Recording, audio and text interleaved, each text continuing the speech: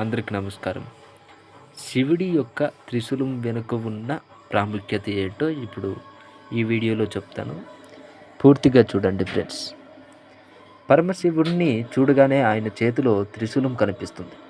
ఎంతోమంది రాక్షసులను అంతం చేసి భక్తుల ప్రాణాలు కాపాడిన మహాశక్తివంతమైన ఆయుధం. శివయ్య చేతికది అలంకారం. త్రిశూలం అంటే 3 కోణాలు కలిగినదని అర్థం.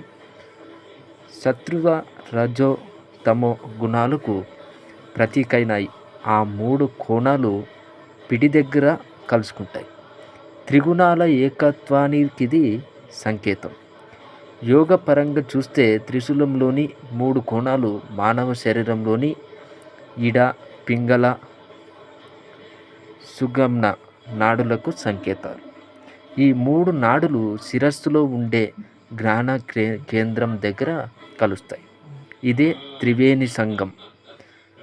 3 కోణాలను 3 నాడులకు సంకేతాలైతే జ్ఞాన కేంద్రం అని అంటారు.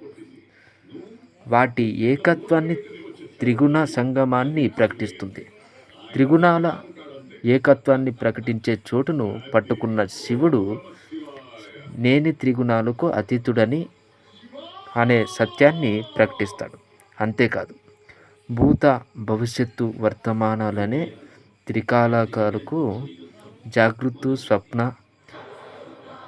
సుగప్తులనే త్రిశక్తులకు తానే ఆదిదేవతను అనే సత్యాన్ని కూడా త్రిశూలం ద్వారా పరమశివుడు తెలియజేస్తాడు.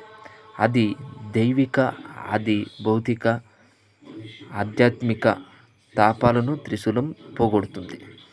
ఈ వీడియో నచ్చితే లైక్ చేయండి, షేర్ చేయండి. మరిన్ని వీడియోల కోసం మన ఛానల్ని సబ్స్క్రైబ్ చేయండి. Thanks for watching friends.